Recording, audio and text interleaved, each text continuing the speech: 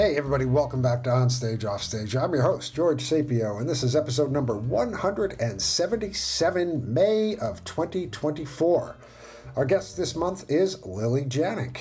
Lily is a theater critic for the San Francisco Chronicle, and I came across an article she wrote way back in October of 2023 entitled, "What Responsibility Do Critics Bear When a Theater Company Closes?"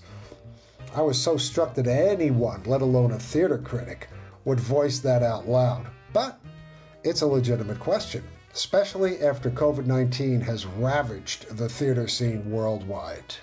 Yeah, I came across your article in the San Francisco Chronicle a while back, and I had to read it 3 or 4 times because because you couldn't understand it. No. Like my editors. Let's not get started on editors. That's a whole different thing. Yeah, for sure. Believe me. No, it was because you put forth a point of view that you almost felt responsible or questioned your role in whether or not a theater company survives. And I had never seen that before come out of anyone who was a critic. The ones that I used to know back when I was living in New York State, dodged the question. Okay, they just waved me off and they went to get another drink and they took a bus and went somewhere. As far away as they could. As far away as they could, yes. But what made you write that article? And let's talk about whether or not there is a responsibility for this, because this is touchy subject matter here. Yeah, I guess whenever I have some uncomfortable feeling about my work, not about a show, but about my role and responsibility or something I've written, I wonder, should I write a column about that? And part of that is just the Nora Ephron, everything is copy instinct in me. Ooh, sounds like something juicy. Let's write about it. That if it's uncomfortable for you, it'll probably be interesting for readers. So that's part of the thought. Another thought, though, is I have this kind of personal mission, or this is one part of my personal mission as a theater critic, and that is to demystify the position, to not make it this scary, on a judge's seat up high somewhere type of thing. That is just not how I see myself. It's not how I think I move through the world. I think of myself as a pair of bunny slippers, close to the ground and soft and fluffy and the least scary thing ever. But so I don't know. I want to take this position apart and see what is wrapped up in it and maybe what else it can be. So that is the instinct. And I guess I also feel that, you know, if something I love so much in theater artists is when they're vulnerable, actors, playwrights. We're about the most vulnerable bunch of people you're ever going to run across. Exactly. Yeah. Well, so I want to be vulnerable myself in return. And it's my way of like participating in the exchange. And so I don't know. I also just really felt bad about all these theater companies closing in the Bay Area this year. And, you know, the Bay Area is what I know, but it is hardly a phenomenon limited to our region. No, but it's a rather large area with a lot of, I'm using air quotes, big theater companies here. Yeah. So it's a big metropolitan area. Exactly. And so each time it happened, it just hit me a wave of sadness for, oh man, like all this art I was looking forward to seeing. And gosh, all these people I know who are out of jobs now or won't have their shows produced. So there was that level of grief. But then there's also, oh no, what if I not could have single-handedly turned this company's fortunes around, but what if I could have, I don't know, approached my beat differently or completely reimagined my Yeah. role, and maybe I haven't been doing enough. And pretty much anytime I sit down and ask myself, what could I do differently? What could I do more? It's always a healthy conversation to have. And so I want to try to have it and try to be honest, but Yeah. without being despairing or nihilistic, and also without being Pollyanna-ish. And so that is always the balance I try to strike.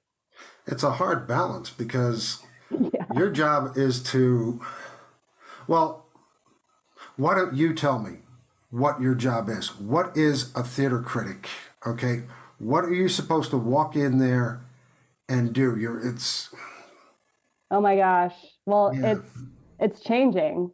Um, I mean, I can't remember how long ago you wrote me, but I don't know if Peter Marks had taken a buyout at the Washington Post at that point. Um, I don't think it surprised some people in journalism, but I was surprised Okay. that such a major newspaper had accepted a buyout from its one full-time theater critic. And the paper has not announced plans to replace him with another full-timer. So it's just like the market for theater reviews is changing. Mm-hmm. Um, and so I remember when I was a young lass of 30 taking this job, and I was supposed to be the new generation of theater critics with all these all these digital skills and all this know-how. Yeah. I'm going to reach the young people somehow. And gosh, now Dreams of glory, eyes on the clouds. right, Yes. The whole exactly. thing. Yes. Well, and now I find myself looking at folks in their 20s being like, I hope you're the ones who can save us, because I don't know. It's such a tricky profession. And with that climate of scarcity, this declining arts coverage Yeah. everywhere, it's kind of hard to just walk into a show and review it with Mm-hmm. a, a blank slate in your head. You have this going on in your mental background. How do I make this beat relevant to people who don't think of themselves as theater goers, who might have no reason to click on a link about a theater Yeah. review? At least they don't think they do. So I I am rarely just walking into a show like, Mm-hmm.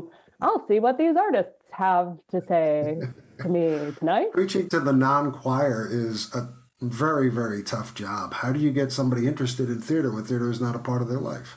Well, maybe I do once in a while, Yeah. but every once in a blue moon.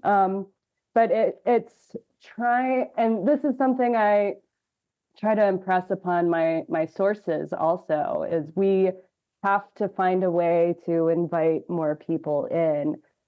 We have to find, something that someone already knows. I'll give an example. This isn't a theater review, but I Mm-hmm. just filed a story about, it's a feature about this show that's set in a pho restaurant. And as part of their process, the cast and the director went to a Vietnamese restaurant to learn how to serve and assemble a bowl of pho like a professional would. Yeah. And what's so great about that story is and we got photos at the restaurant. We got, the live details of the chef instructing the actors. If you are interested in food and who is not interested in food, you will have, if you live in that neighborhood, you'll be like, oh, that's I pass by that place every day. And so that's a way into theater for people who don't normally think that way, I think. So theater through food. I can't argue with that. Exactly. Yeah. So now everyone's going to be like, oh, Lily, Lily just wants to report food stories. Theater critic, food critic. There you go. It's a good thing that I ate lunch before we recorded this podcast, because otherwise, anyway. Already I want pho. Yeah. Exactly. Well, and I got to taste some as part of the story. So, well, there you go. But so that was such a long-winded answer. But when I walk into a theater, I do not have a checklist in my head. I am not looking for something. Mm-hmm. My job is to this is going to sound very Northern California and woo-woo of me, but it's actually true. I just try to shed whatever business I have going on in my brain. My cares that day, my worries, my deadlines, mm-hmm. my mother texting me. I try to shake it all off as if I'm going to some religious rite, and I prepare to receive. I open myself, and this is partly why I love getting to the theater early. I'm often one of the first people in the playhouse seated. But I just love that moment of I don't have to be anywhere else. I'm exactly where I'm supposed to be. I don't have to do anything. All I have to do is observe. Yeah. So I start, paying attention to the pre-show music. I do my very terrible drawings of a set. They're so bad. I can't draw at all. But when I draw, I notice all these things about the set design that I never would have seen otherwise, because I'm forcing myself to be a more careful observer. Yeah. And I'm just sinking into my seat and anticipating. And I love that. Oh, gosh. If I weren't a theater person, I might have to be a religious person just to get that feeling again. We do the same thing, because when I've got a show going up, and I'm the playwright or the director or, somebody who's actually not going to be on stage, I'm in the audience. I love it. From the moment before the house opens, I just absorb. Yeah. I do the same thing you do. I try and go tabula rasa, mm-hmm. and just let it all wash over me. Yeah, exactly. It's the best feeling. It is. And so I've got my pen and my notepad there, and I am just trying to, whenever some fleeting scraps of words and phrases float into my brain, I'm trying to harness them before they float away again. Mm-hmm. And I often don't even have to refer to the notes later, because the act of writing them down has imprinted them on my memory. Yeah. And so, that's what I'm trying to do. Just every single thing that occurs to me, I'm trying to snatch it before it's gone forever. Sure. Yeah. Prepping for the job, prepping for theater. Even the theater critics prep for what they're going to do. It's amazing. Yeah. So, when you were a young person, was it always your dream to grow up to be a theater critic? Ooh, I think Question. I knew. How did you get invited? How did you end up as a theater critic? How did you become such a mean, nasty person who writes No. It's a real question. Like I grew up with a grandmother. She was my primary caretaker most days, who was very, very against saying anything unkind, even about terrible people. Mm-hmm. And so now she has this granddaughter who writes mean things in print sometimes. And I really struggle to reconcile that. it's, I knew I always wanted to be a theater person. Yeah. I knew this art form was magic. There's nothing else like it.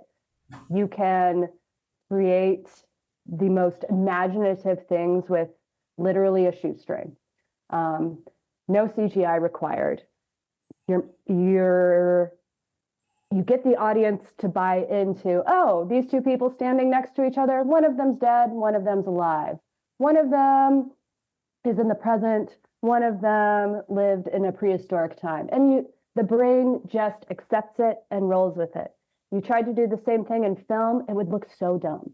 And I love how theater enlists our imaginations like that. I just love it. So I, tried to do acting. I tried to do playwriting. I tried to do directing. So I am 1,000% the cliche of the critic who's a failed artist. That is me. I own that. No failed artists. There are just artists who take different routes to get to where what they do rests comfortably upon their shoulders. Okay. Well, I will accept that because on my best days, I like to think of theater criticism as my art. Okay. Sometimes there is an art to it, believe me. Yes. Yeah. Like sometimes when I come up with a really lovely turn of phrase or I do something I've never done before, I'm like, yeah, you're an artist too, Lily, in your own way. Shaping words to get ideas across is an art form. We all do it in different ways. Your profession has the onus of, what do I do if this show completely sucks? Okay. And as a theater artist myself, I've been to many plays. And I have actually had moments in the theater where I have been in the third row, literally cringing in my seat, muttering out loud. Oh, you mutter? Oh God, make it stop! Make it stop! You mutter? This was an exception. This was a play who I cannot name because it was actually rather popular for a long time. Okay. And if the parade is going down Fifth Avenue, I'm walking up 6th with a cheeseburger. That's the way I do not follow crowds. But this was an exceptionally painful piece of text, unfortunately brought to life on a stage. And as I was going home, I was thinking, thank God I'm not reviewing this. Yeah. Because I can make up a whole ton of stuff and pretty much make you believe most of it. But I could not possibly make you believe that this was not a disaster. And the funny thing was, other people walked out of the show going, wasn't it amazing? Didn't you love it? And I thought, A, what's wrong with me? And B, what's wrong with me? But to have something that affect me so much, or other shows that a musical on the Crucible, which I won't go into. Okay, that actually existed. Oh boy. Yeah, and it's worse than you could possibly imagine. But to be able to have the responsibility to put your opinion in print about that sort of thing, that's difficult. Yeah, it's scary. That's difficult. You have to have a certain integrity, and this doesn't mean like, oh, I have the best morals ever. Yeah. But I don't mean it like that. I mean, you have to have this urge to just ruthlessly comb yourself and figure out why it is you responded so strongly to something. Yeah. And marshal the power of your vocabulary to make readers feel vicariously the same. Okay. It's a strange urge. I got to talk about this with Alexis Solosky recently. She now writes about an array of subjects for the New York Times, but for a long time, she was a theater critic for the paper. And she talked about this thing that George Bernard Shaw had called the critical instinct. And I forgot about this, but Shaw defined it as if your parents were putting on a play and their financial success or failure rested on it, and you were reviewing it and it was terrible, and you still had to say that it was terrible, then you have the critical instinct. And when Alexis reminded me of that, I was like, yep, I got that. Yeah. It kind of makes you like not the best person. It kind of makes you, maybe you're not going to have a million friends, especially in the theater world. And I am okay with that. Or most of the time, I've tried to come to my peace with that. I don't know. I get sometimes we're all human and we all want to be liked, but it is true that I do not have this need to have every single person in the theater world be my best friend. It really helps to be an introvert, really helps to like books and blankets instead of the company of humans.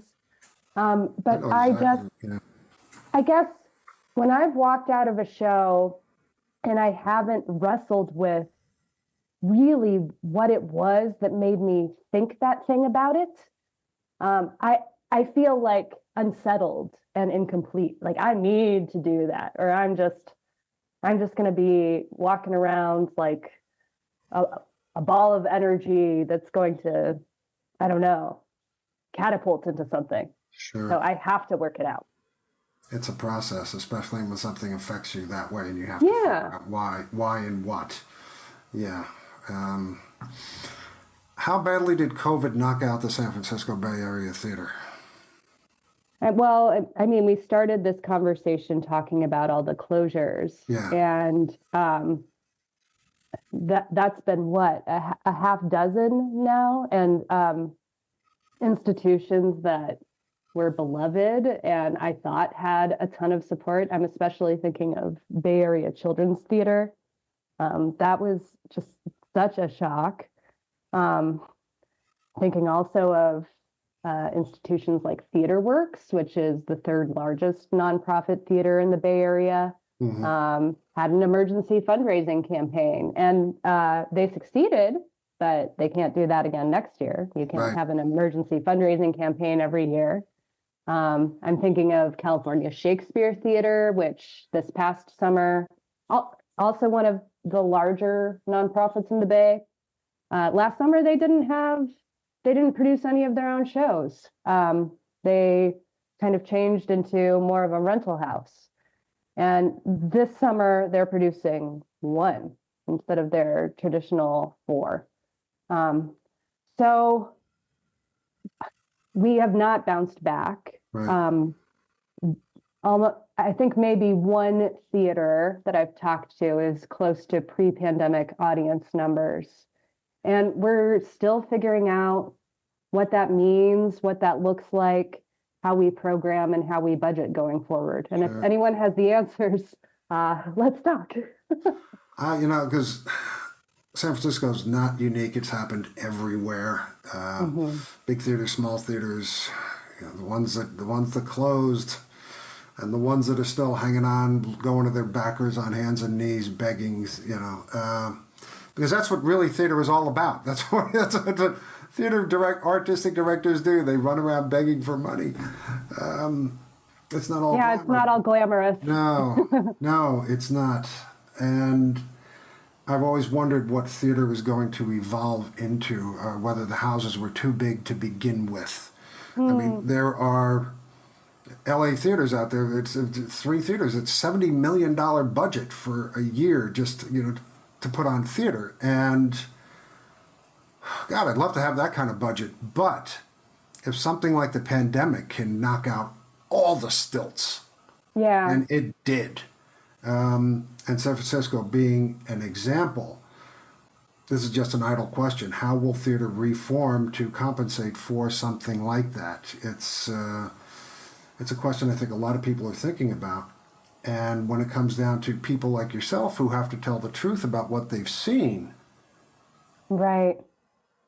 are you kicking somebody when they're down? Because that's Oh, I horrible. feel that way. I know you I do. feel I that mean, way it's from what sometimes. we're talking here. I mean, it's coming through so clearly.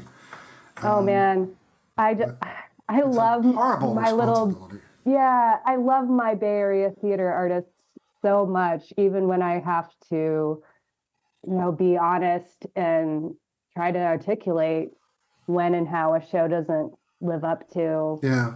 the goals it sets out. I mean, A lot of oh, them like, don't. A lot of them don't, even in the good times. right, right. Okay. But yeah, I mean, there is a playwright here, Lauren Gunderson, who at one Yep. point in the pandemic asked, what if we took a pause on, I can't remember if it was all theater reviews or just like some, but and I don't think that conversation wound up going anywhere, but I really empathize with the impulse behind it. Sure. Yeah.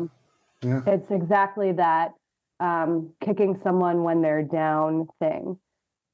I suppose on my better days, I think that taking an artist and an art form seriously enough that you can critique it honestly is a way of strengthening it and Hmm. showing the world that it matters. On my better Agreed. days, I can believe that. But Well, I mean, some, as a playwright who's had his work reviewed, I love. Believe me, oh my God, I love the good reviews. All right, I yeah. just want to buy the reviewer a new car and a hot dog.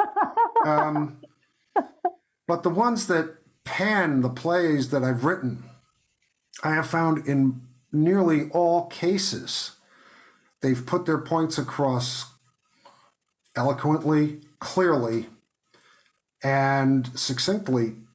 And I have been able to learn things about how they saw what I put on stage. And I've been able to come back and say, now I understand what they're talking about. From their point of view, it makes sense.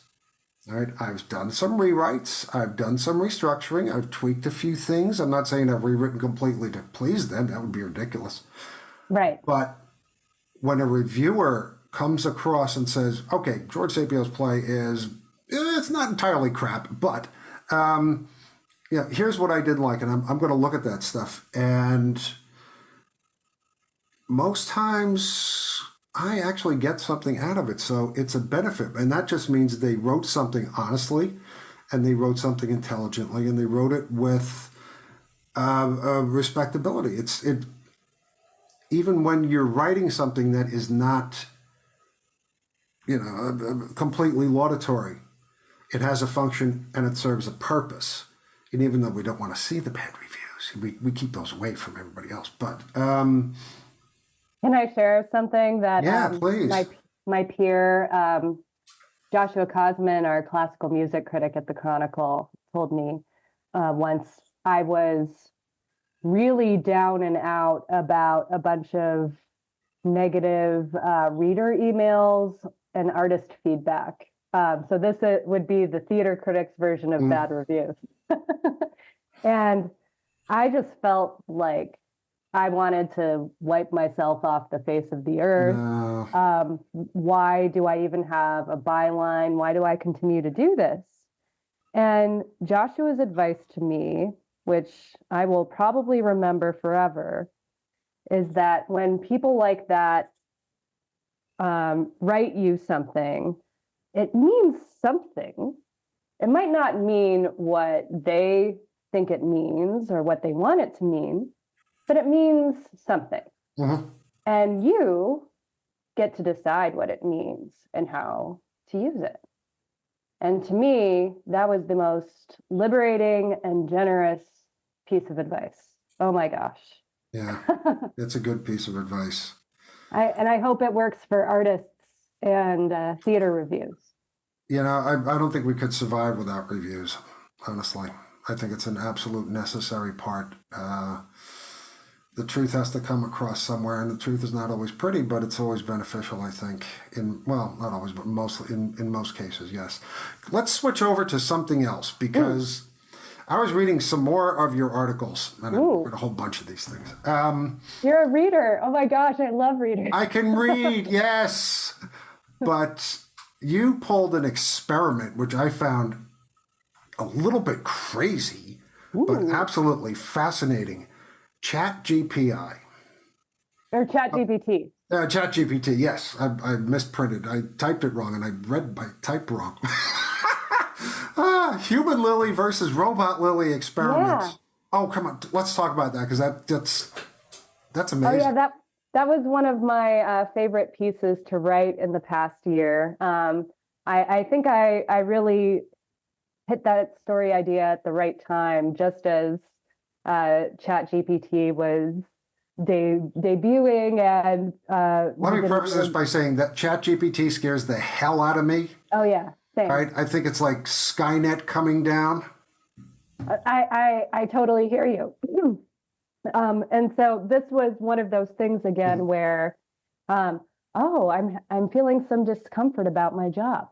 Maybe I should write a column about this. Yeah, there you go. So, all of us writers are worried that robots are going to make us irrelevant. So I decided that I would give ChatGPT a chance to review plays with me, and we'll see who did a better job. And I fed it the exact amount of material my editors would get. So, hey, editors, here's this show I'd like to review. Here's its one sentence synopsis. And I found that ChatGPT added a lot of random names that had nothing to do with the shows in question. I think it just knew that I liked to write about the sound designer Matt Steins, who was not involved with any of the productions the article was about, but ChatGPT threw him in. And then, though, it did this thing where it almost had an insight. I think I called it in the story a faux insight or a pseudo insight. It was something like, this play is about how something about celebrities and guises and appearances and how we perceive our world today through all the images we're bombarded with on social media. And that almost sounded like a thing a critic could come up with for a theater review, but it's like a B- college undergraduate theater review. It's like, okay, and say more. How did you get to that insight? What detail from the show made you think that thing? And of course, the robot couldn't get there. Yeah. But the fact that it even got that far, of course, was alarming. And that showed just how much scarier this technology is than previous generations were.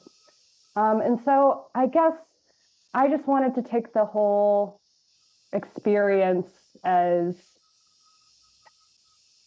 a spur to myself to lean into what makes me human as a theater critic, what makes me fallible, what makes me, I don't know, irrational or animalistic, things that I don't think machines are very good at doing. They're not good at being human. Yeah, they're not good at really knowing what something feels like. They can pull the data on what other people have said similar things have felt like. But this specific brew of feeling that we're having in the theater seats right here, right now, it's not going to be able to feel that with you. Yeah. And so I, as a critic, have to find new ways to express that if I'm going to compete with robots and hopefully win. I don't think the robots are going to ever come close to what we can do, at least intellectually and emotionally. And I think that's really what counts, because if you start producing art without heart, you got nothing. Yeah. So I just want to say thanks for being here today. This has been a really good conversation. I've really, really enjoyed talking to you. My pleasure. And I want to close off with two things that you wrote, because they struck me so much that I had to write them down. One is, if an art form can't openly reckon with its weaknesses, it can't evolve. And that's true. And I'm like, wow, who wrote that? That's good. I do that my work all the time. And the other one is a little bit longer, but I think it's amazing. Every obstacle or travail is an occasion to redouble our efforts. We must renew our search for the more truthful, more piquant turn of phrase. We must banish crutches and shortcuts. We must seek the forms of theater that don't even call themselves theater. We must devise forms of criticism that equal our subject's ingenuity. We must write as if our art form, our region, depends on us, because they do.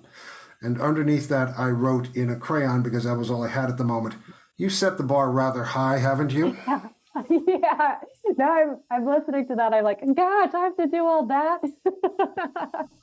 I don't know if I can, but not every review is going to meet that bar. But one of the beautiful things about my job is that if today's review doesn't, I'll get the chance to try again tomorrow. Yeah. Because there's always going to be theater. People have been talking, theater's on its way out. It's not going to be here. Nobody's going. That's nonsense. You've been saying that since Aeschylus's time. Yep. And it hasn't gone away yet. The pandemic hasn't killed it. Community Shakespeare hasn't killed it. Oh God, I'm going to catch one for that, aren't I? Thank you for what you do. This has been fun. My pleasure.